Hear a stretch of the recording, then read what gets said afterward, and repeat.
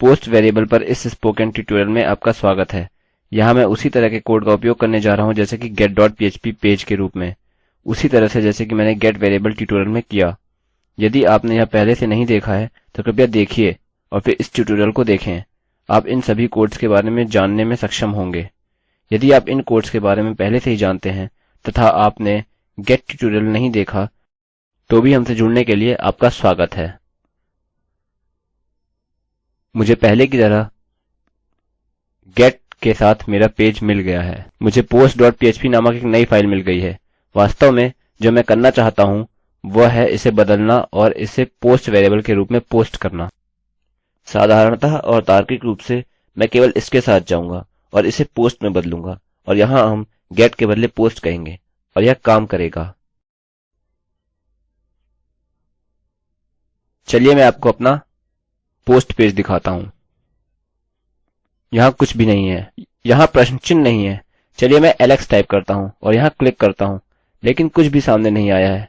इसलिए याद रखिए, यदि आप अन्य फाइल पर काम कर रहे हैं तो आपको एक्शन बदलने की जरूरत है। चलिए इसे रिफ्रेश करें। मैं एलेक्स देख सकता हूँ। चलिए मैं यहाँ क्लिक करता हूँ और यह हेलो एलेक्स है। आगे हम post.php फॉन्ट में हैं और यहाँ कोई भी प्रश्न चिन्ह नहीं है। कुछ लिया गया है, यह पोस्ट वेरिएबल के अंदर संग्रहित किया गया है, लेकिन यह दो यूजर को नहीं दिखा रहा है। यह काफी अच्छा होगा यदि हम पासवर्ड कह सकते हैं। चलिए इसे पासवर्ड कहते हैं।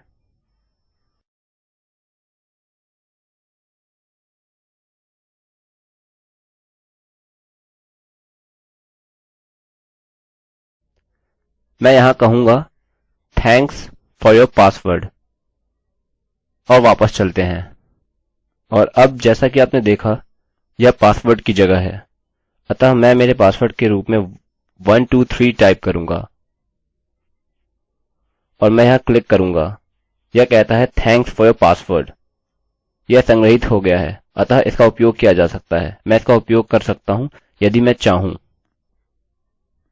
मैं थोड़ा इसको बदल देता हूँ तो यह अधिक समझ में आता है। चलिए रिफ्रेश करें और रीसेंड 123 और यहाँ क्लिक करें और यह नहीं दिख रहा है। इसलिए आपको इन चीजों की जांच करनी होगी। यह गलतियां करने के लिए आसान है।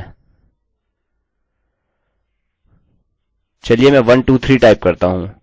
चलिए मैं यहाँ क्लिक करता हूँ और यह कहता है थैंक्स फॉर योर पासवर्ड और इसने मुझे मेरा पासवर्ड दिया है।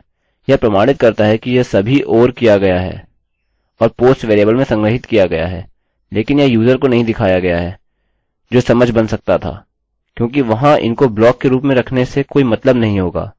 वे किसी भी तरह से पठनीय नहीं है और यहाँ वहां इसको रखने से कोई मतलब नहीं है, क्योंकि लोग आपके पासवर्ड को पढ़ सकते हैं। लोग आपके इंटरनेट विवरण को भी आसानी से देख सकते हैं और देखें आपने अपना पासवर्ड टाइप कर दिया है, लेकिन हो सकता है इससे लोग आपके अकाउंट का उपयोग कर सकते हैं। अतः आप इस पोस्ट को देख सकते हैं। इनका उपयोग फंक्शंस के लिए किया जाता है, साथ ही मात्रा जो कि इसके माध्यम से भेजी जा सकती हैं। अतः यदि उदाहरण स्वरूप मेरा पासवर्ड वास्तव में लंबा था, मानिए कि 100 अक्षरों से अधिक, यह अभी भी स्वीकार किया जाएगा। लेकिन गेट वेरिएबल में आपके पास 100 अक्षरों की सीमा है, अतः पोस्ट इस प्रकार उपयोगी है। लेकिन यदि आप चीजों का मूल्यांकन कर रहे हैं, जैसे कि कुछ चीजों को अलग करने की कोशिश, आप गेट वेरिएबल का उपयोग कर सकते हैं, बस देखने के लिए यदि आपका डेटा उसके माध्यम से पारित हो रहा है। अतः यह मूलतः पोस्ट वेरिएबल है। आप इसका उपयोग प्रोजेक्ट्स में फॉर्म को जमा करने के लिए करेंगे। अब हम इस ट्यूटोरियल के अंत में आ गए हैं। यह स्क्रिप्ट देवेंद्र कैरवान द्वारा अनुवादित है। मैं रवि कुमार IIT बॉम्बे की ओर से अब आपसे विदा लेता हूँ। धन्यवाद।